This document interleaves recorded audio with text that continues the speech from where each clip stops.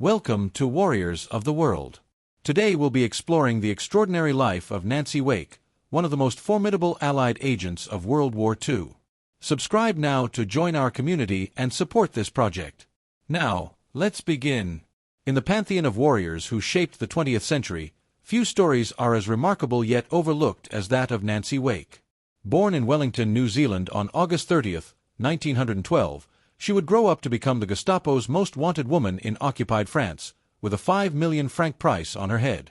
They called her the White Mouse, for her uncanny ability to slip through the enemy's grasp. What makes Wake's journey particularly fascinating is that nothing in her early life suggested she would become one of the war's most decorated female combatants.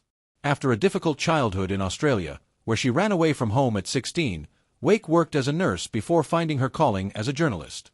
This career took her to Europe in the 1930s, where she witnessed something that would change the course of her life. While reporting in Vienna in 1934, Wake observed the rising tide of Nazi persecution firsthand. "I saw roving gangs of Nazis beating Jewish men and women in the streets," she later recounted. "I watched them being humiliated in front of their children. That was the moment I decided that if I ever had the chance to fight against such evil, I would take it." This transformative experience reveals a core warrior trait: the moral clarity to recognize injustice and the courage to stand against it. When war broke out in 1939, Wake was living in Marseilles with her wealthy French husband, Henri Fiacre. She could have sat out the war in relative comfort. Instead, she made the conscious choice to put herself in danger, a decision that exemplifies the warrior's willingness to sacrifice personal safety for a greater cause. Her initial role in the resistance was as part of an escape network, helping Allied servicemen and Jewish refugees flee Nazi-occupied France. This work required not traditional battlefield courage, but a different kind of warrior spirit, the ability to maintain composure while constantly under threat. Wake used her social status as the wife of a wealthy businessman to move about with less suspicion, often transferring messages and smuggling supplies under the very noses of German soldiers and Vichy officials. Military historian Sebastian Faulks notes that this type of resistance work demanded extraordinary mental fortitude. Wake had to maintain a convincing public persona while conducting clandestine operations, knowing that a single mistake meant torture and execution. Her success in this role came not just from cunning, but from her exceptional ability to read people and situations, skills that would prove invaluable in her later direct combat roles.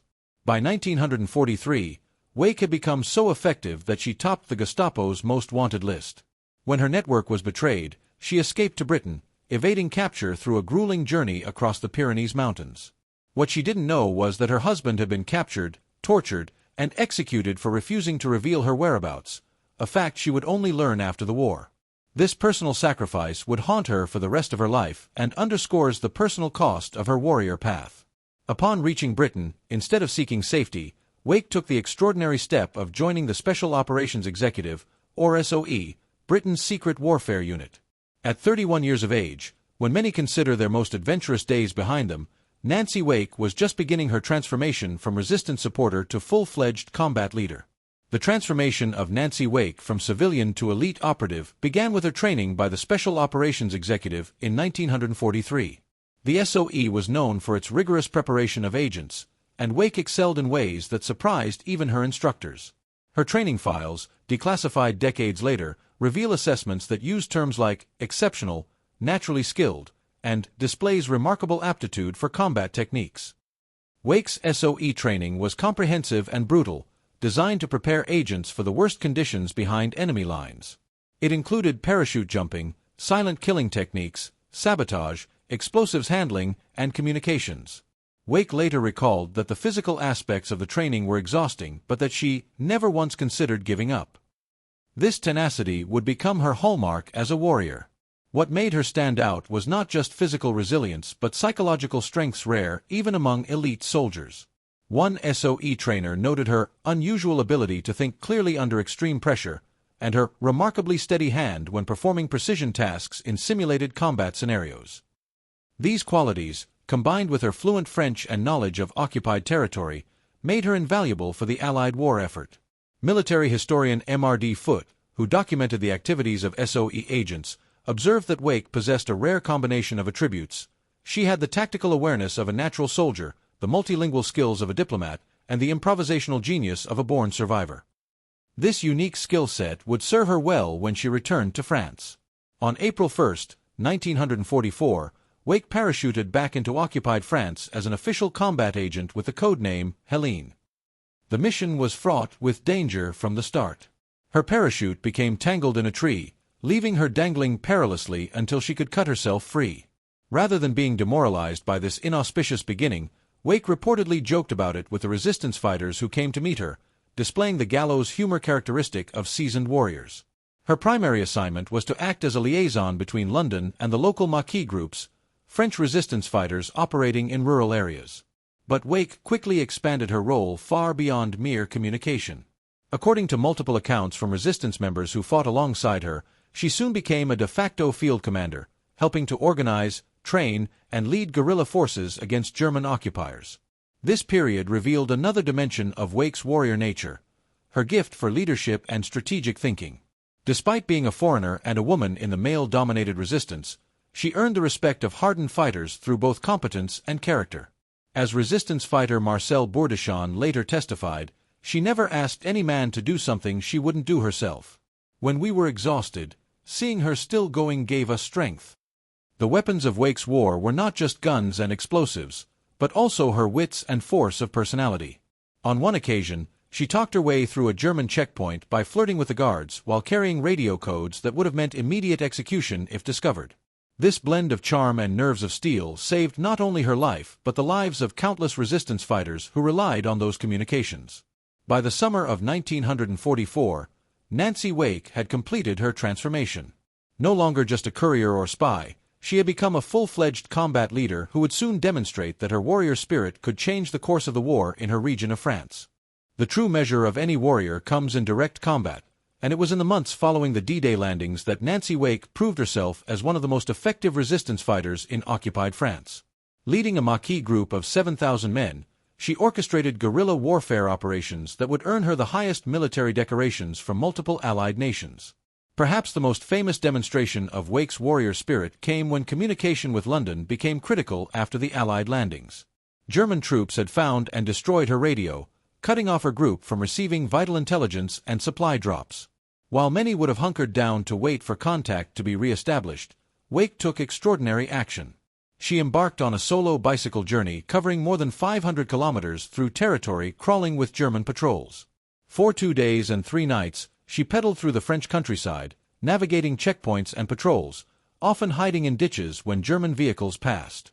This remarkable feat of endurance, accomplished with minimal food and rest, demonstrates the physical toughness that defines elite warriors. Military historian Anthony Beaver highlights that this journey wasn't just an act of bravery but a strategic necessity that Wake recognized when others hesitated. When she finally reached an Allied radio operator, she was able to arrange new supply drops that proved crucial for resistance operations in the lead-up to the liberation of France. In direct combat situations, Wake displayed both tactical acumen and physical courage that would be exceptional for any soldier, regardless of gender.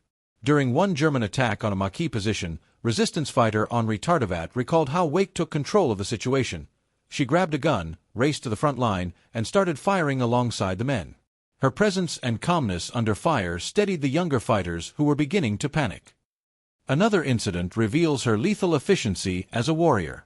When a German sentry spotted a group of her fighters during a sabotage operation, Wake eliminated the threat with a swift knife strike, a technique she had mastered during SOE training. This cold efficiency in combat situations saved countless Allied lives and contributed significantly to mission success rates. Perhaps most revealing of her warrior spirit was an incident documented by multiple resistance fighters. When a male Maquis fighter became hesitant during an ambush of a German patrol, Wake reportedly took his machine gun, saying, "Get out of the way," and completed the attack herself.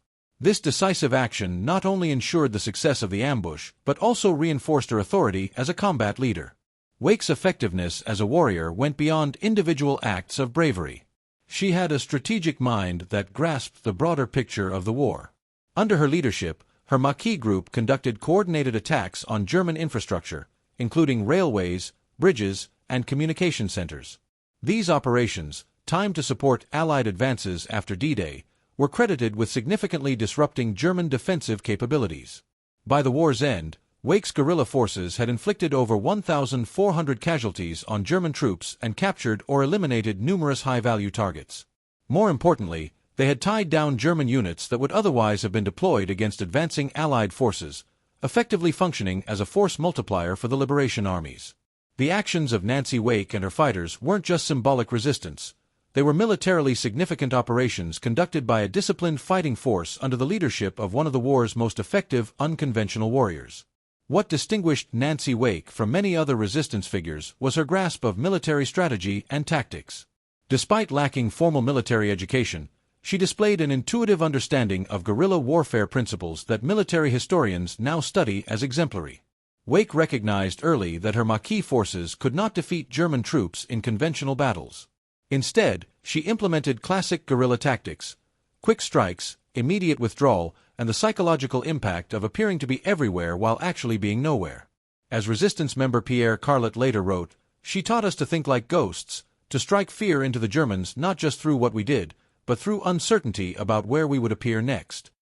Her tactical approach included several innovative elements.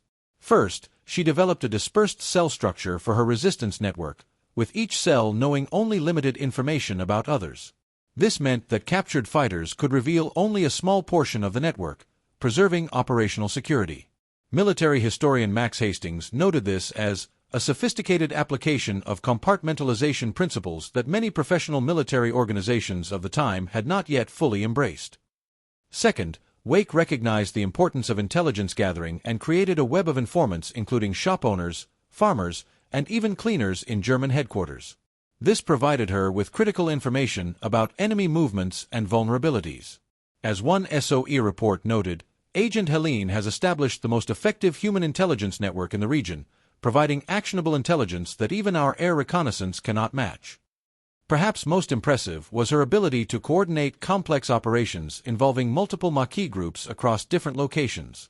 In July 1944, she orchestrated simultaneous attacks on 4 German garrisons, creating the impression of a much larger force and forcing the enemy to disperse their response. This operation freed several key crossroads just as Allied forces were advancing in the region.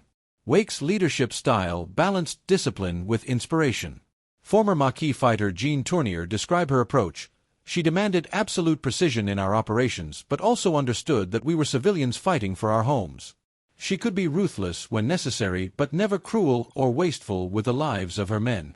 This leadership extended to managing the complex human dynamics of resistance groups. Wake navigated political tensions between communist and conservative resistance factions, keeping them unified against the common enemy. She also established strict codes of conduct that prohibited mistreatment of civilians or prisoners, maintaining the moral high ground that distinguished the resistance from their oppressors. Her approach to combat was similarly disciplined. Wake insisted on thorough reconnaissance before any operation and detailed planning for both the action and escape routes. "She taught us that anyone can pull a trigger," recalled resistance fighter Claude Serruls, "but the true warrior plans how to survive to fight another day." Wake's effectiveness as a tactical leader was recognized by Allied command. By August 1944, her Maquis group was receiving priority for weapons drops and coordinating directly with conventional Allied forces. This recognition from professional military leaders speaks volumes about her capabilities as a warrior and commander. In one of her most significant operations, Wake coordinated the destruction of the Chabanais Gestapo headquarters, eliminating a major threat to the resistance while capturing valuable intelligence documents. The operation required precise timing, with different teams approaching from multiple directions, using diversionary tactics, and executing the main assault with minimal casualties. This complex operation, planned and led by Wake, demonstrated tactical thinking at a level that would be impressive for any military officer. By war's end, Wake had transformed a scattered group of civilian resistors into an effective fighting force that had significantly contributed to the liberation of France. This achievement represents the pinnacle of her identity as a warrior, not just fighting bravely, but multiplying her effectiveness through leadership and strategic thinking. When the war ended in 1945, Nancy Wake had accumulated an extraordinary record as a warrior. Her service had earned her the George Medal from Britain, the Medal of Freedom from the United States, and the Croix de Guerre with 2 palms and a star from France. She was also made a Chevalier de la Légion d'honneur, France's highest decoration. What makes these honors particularly significant is that they weren't ceremonial or symbolic. They were hard-earned recognition of Wake's direct combat role and leadership under fire. The citation for her George Medal specifically mentioned her great courage and endurance, noting that, by her magnificent example and never-failing humor, she inspired all members of her group. After the war, Wake discovered the painful truth that her husband Henri had been tortured and killed by the Gestapo for refusing to reveal her whereabouts. This personal tragedy underscored the immense sacrifice behind her warrior journey. "Henri was the love of my life," she later said. "After the war, I was decorated for my actions. I would have given every medal and decoration to have had him back." This aspect of Wake's story highlights a reality often overlooked in warrior narratives: the personal cost of choosing the warrior's path. Her decision to fight against Nazism came with consequences that she carried for the rest of her life, yet she never expressed regret for her choice to take up arms against tyranny. In the post-war years, Wake's warrior spirit found new expressions. She ran for political office in Australia, advocating for veterans and refugees. Though unsuccessful in politics, she continued to display the same determination that had characterized her wartime service. When interviewed about political setbacks, she responded with characteristic bluntness, "I've been shot at by the Germans, and I've been turned down by voters. The second hurts more, but neither one stopped me." Military historians have increasingly recognized Wake's significance not just as a female fighter in a male-dominated arena, but as an exemplary warrior by any standard. Professor Richard Holmes of the British Commission for Military History noted that Wake's operations demonstrated a level of tactical sophistication that would be impressive from a formally trained officer. That she achieved this as a civilian with minimal formal training speaks to her natural military genius. What made Wake particularly effective as a warrior was her ability to balance seemingly contradictory qualities. She was ruthless when necessary yet maintained strict ethical standards. She was fearless in combat yet cautious in planning. She embraced the warrior's role completely yet never lost her humanity or sense of humor. These balanced qualities are hallmarks of history's most effective warriors across cultures and eras. Perhaps the most telling testament to Wake's warrior status came from her former enemies.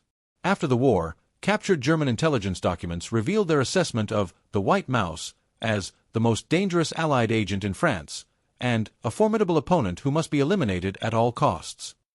This respect from adversaries who rarely acknowledged the capabilities of either resistance fighters or women speaks volumes about Wake's impact on the battlefield. In her later years, Wake was characteristically modest about her achievements, often deflecting praise with humor. When asked how she had managed to kill a German sentry with her bare hands, she famously replied, "I was not a very nice person, and it didn't bother me a bit." This matter-of-fact approach to the necessities of war reflects the pragmatism common to warriors throughout history. Nancy Wake passed away in London on August 7, 2011, at the age of 98. In accordance with her wishes, her ashes were scattered in the mountains of central France where she had fought alongside her Maquis fighters. This final request reflects how completely she identified with her warrior role and with the people she had fought to liberate. Today, as we reconsider our understanding of what makes a warrior, Nancy Wake stands as a powerful example that transcends gender, nationality, and conventional military structures. Her legacy demonstrates that the warrior spirit is defined not by uniform or tradition, but by courage, tactical skill, leadership, and unwavering commitment to a cause greater than oneself. In an age of increasingly technological warfare, Wake's story reminds us that the human elements of warfare, courage, adaptability, and moral clarity, remain paramount. The White Mouse, who outwitted the Nazi war machine with bicycle and pistol, remains one of the 20th century's most remarkable warriors, even as her methods have been superseded by modern military technologies. Subscribe now, become a member, turn on notifications, share this video with your friends, and leave a comment so we can compare our knowledge and sources. Thank you for following our channel. Until our next strategic journey, here at Warriors of the World.